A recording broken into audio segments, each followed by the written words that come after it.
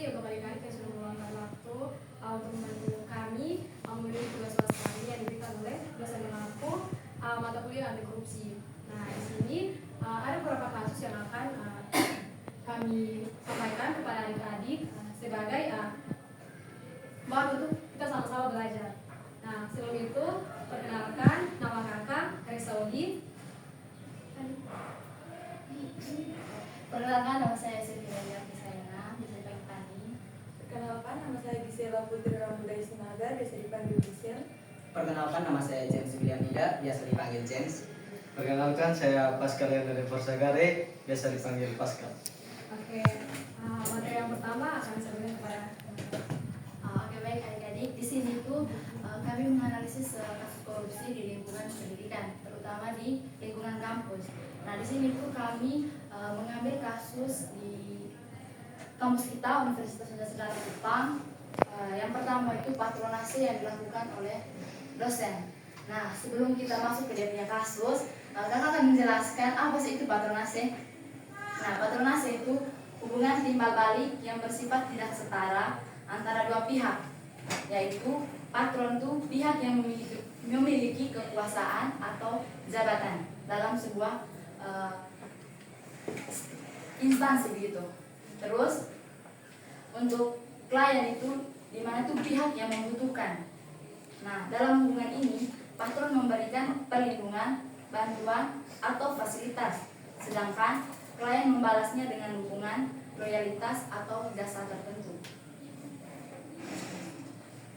Nah, di sini karena kita membahas patronase dalam diri dosen, itu patronase dalam konteks dosen ini misalnya perlakuan istimewa kepada mahasiswa tertentu, di mana itu perlakuan ini masuk itu pilih kasih begitu, pilih kasih terhadap mahasiswa, dan itu merasa perlakuan itu tidak adil begitu bagi mahasiswa yang lain. Terus di sini ada beberapa faktor sehingga dosen melakukan patronase atau patronase ini korupsi.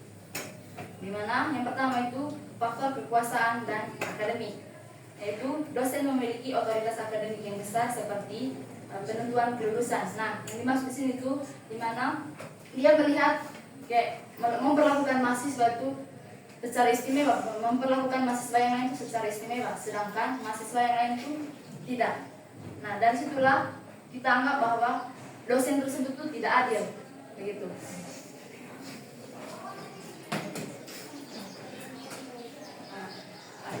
Terus yang berikut itu akses ke proyek, penelitian atau beasiswa.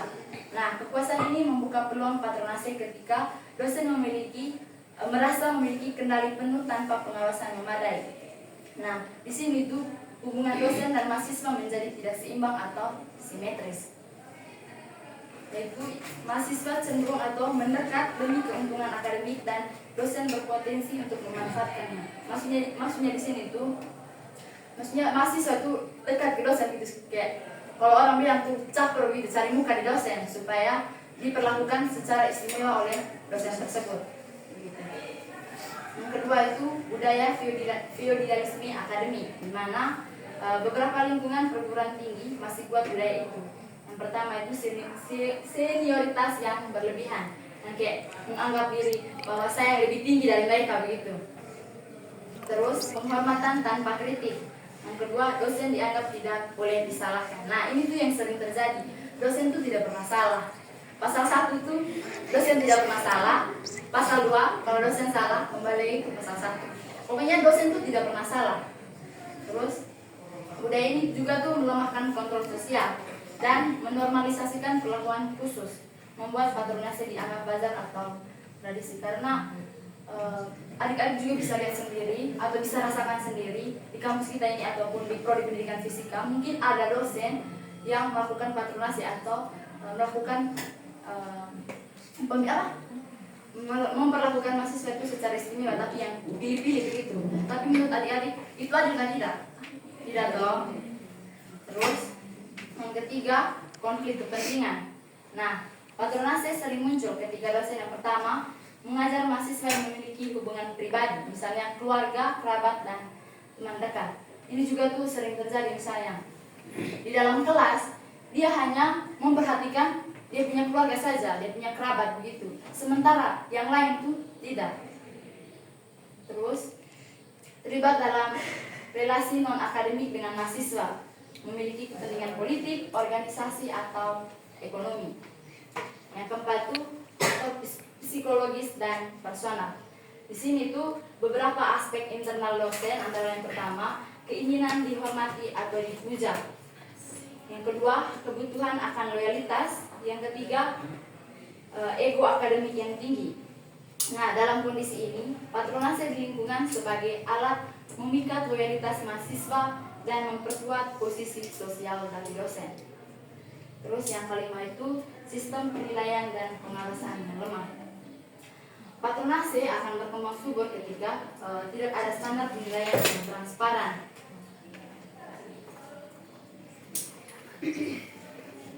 Terus, evaluasi dosen hanya bersifat formalitas. Nah, evaluasi ini kan nanti adik-adik tahu setiap akhir nanti dosen akan memberikan kuesioner, itu adalah penilaian dosen gitu. Nanti adik-adik isi di kuesioner itu sebagai bahan evaluasi untuk dosen. Terus, dosen merasa aman melakukan perlakuan tidak adil tanpa konsekuensi. Yang terakhir, tekanan institusional dan beban kerja. Nah, di mana yang pertama itu beban administratif dan tuntutan kinerja. Yang kedua, membuat dosen mencari jalur cepat. Yang ketiga, mengandalkan mahasiswa tertentu sebagai orang kepercayaan. Yang kelima, memberikan perlakuan istimewa sebagai imbalan. Nah, untuk selanjutnya, untuk dia punya dampak dari patronase ini dan juga dia punya solusinya nanti dijelaskan oleh teman-teman. Nah, adik-adik, adapun dampak dari patronase ini, jika patronase ini terus dibiarkan atau kita menormalisasikan patronase ini, maka keputusan yang diambil dari dosen itu bukan berdasarkan kemampuan yang kita miliki, tetapi itu berdasarkan kedekatan. Misalnya, ini seperti ada dosen yang dekat dengan saya tetapi tidak dekat dengan Fani. Berarti saya yang mendapatkan nilai bagus walaupun Fani masih lebih pintar dari saya, gitu. Nah, akibatnya orang seperti tadi yang saya jelaskan, orang yang sebenarnya mempunyai kemampuan kompetensi yang lebih tersisi itu kinerjanya jadi menurun dan rasa keadilan yang perlahan memudar. Situasi seperti ini membuat banyak orang jadi kurang termotivasi karena merasa mereka sudah tidak dihargai. Nah, adapun solusi untuk patronase, untuk mengatasinya kita bisa mulai dari hal sederhana, yaitu membiasakan proses yang transparan dan adil. Setiap kesempatan sebaiknya diberikan berdasarkan kemampuan dan kinerja, bukan hubungan pribadi. Selain itu, dengan membangun budaya profesional dan saling mengingatkan, patronase bisa perlahan dikurangi, sehingga lingkungan kerja atau organisasi menjadi lebih sehat dan dipercaya oleh semua pihak. Nah, teman-teman, setelah melihat perilaku koruptif patronase dalam diri dosen, adapun perilaku koruptif dalam diri mahasiswa yaitu free rider. Nah, free rider sendiri itu merupakan bentuk penyimpangan sikap dan tindakan mahasiswa untuk memanfaatkan usaha, kontribusi atau sumber daya orang lain untuk memperoleh keuntungan pribadi. Nah, itu contohnya dalam mahasiswa ketika diberikan tugas kelompok dan pada saat pengerjaan mahasiswa tersebut hanya menumpang nama dan tidak mengerjakan tugas yang diberikan. Nah, itu merupakan perilaku koruptif free rider. Nah, adapun faktor internal dan eksternal yang mencakup perilaku koruptif free rider, yang pertama itu berasal dari dalam diri kita sendiri. Itu biasanya terjadi karena kurangnya rasa tanggung jawab dan kejujuran. Nah, ada mahasiswa yang memilih untuk diam dan tidak aktif ketika diberikan tugas, tidak mau terlibat dalam kerja kelompok, tapi ingin mendapatkan nilai yang sama. Nah, kadang sering merasa tidak mampu, mahasiswa sering merasa tidak mampu dan juga malas berpikir. Yang penting hanya ada nama, tapi nilainya juga didapatkan sama itu. Terus yang berikutnya ada faktor eksternal. Nah, ini datang dari luar, teman-teman. atau lingkungan sekitar. Nah, misalnya dalam sistem kerja kelompok itu tidak jelas dan juga penilaian disamaratakan. Juga kurangnya pengawasan dari dosen itu sendiri. Nah, berikutnya untuk dampak dan solusi akan dijelaskan oleh teman saya.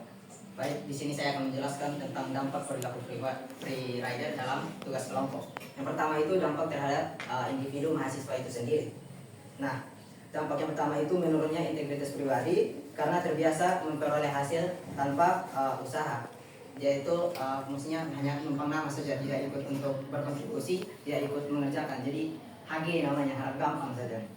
Setelah itu yang kedua ada hilangnya kesempatan belajar. Mahasiswa yang tidak ikut berkontribusi dalam tugas kelompok tentunya tidak dapat mengembangkan kemampuan berpikir kritis, komunikasi, dan juga rasa kerjasama. Dan setelah itu terbentuknya karakter tidak bertanggung jawab yang berpotensi terbawa ke dunia kerja dan juga masyarakat.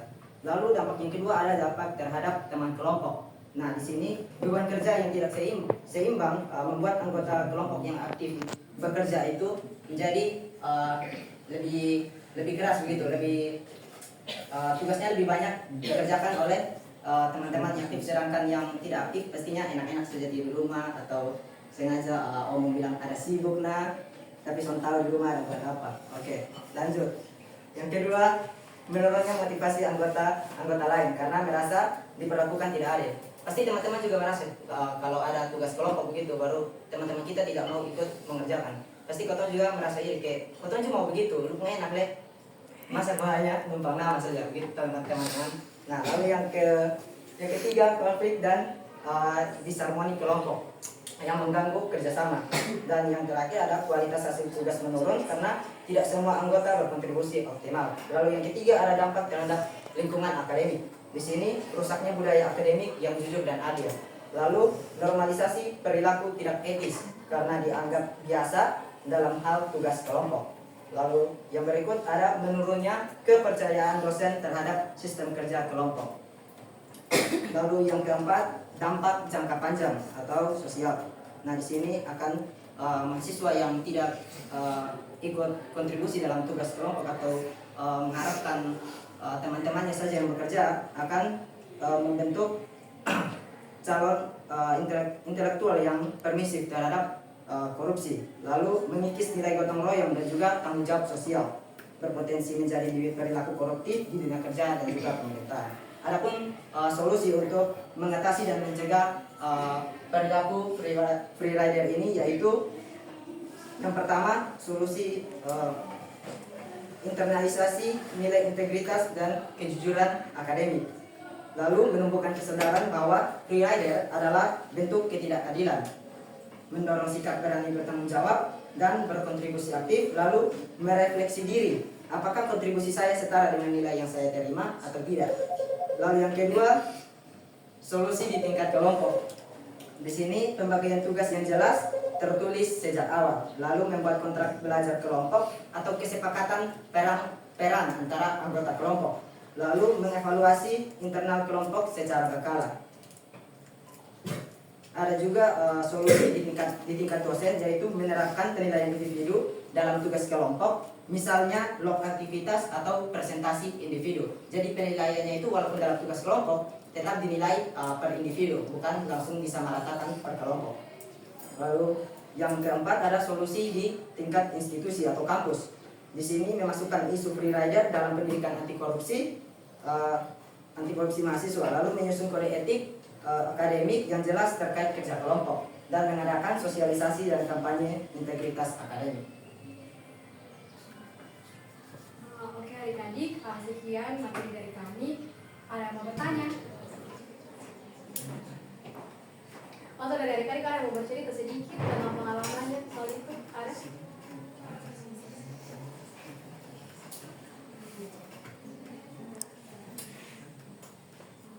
Mana sana ada? Kita lanjut. Oke, kita masuk pada kesimpulan. Yang pertama itu perilaku free rider dan patronase merupakan bentuk perilaku koruptif yang sering terjadi di lingkungan mahasiswa. Nah, meskipun kerap dianggap sebagai hal sepele atau wajar, free rider muncul bersama ketika mahasiswa menikmati hasil kerja bersama tanpa memberikan kontribusi yang adil. Nah, sedangkan patronase terjadi ketika keuntungan akademik atau organisasi diperoleh melalui kedekatan atau relasi bukan berdasarkan kemampuan dan prestasi. Nah, kedua perilaku ini memiliki kesamaan, yaitu sama-sama mengabaikan nilai kejujuran, keadilan, dan tanggung jawab. Sekian dari kami. Teman-teman ada yang mau tambahkan? Oke, jadi di sini kami punya semboyan itu yang dibawa terus buat normalisasi curang. Kampus bukan pabrik bibit koruptor. Kita bersama-sama ya, nanti dengan ketiga mulai. 1, 2, 3. Stop normalisasi curang. Kampus bukan pabrik bibit koruptor.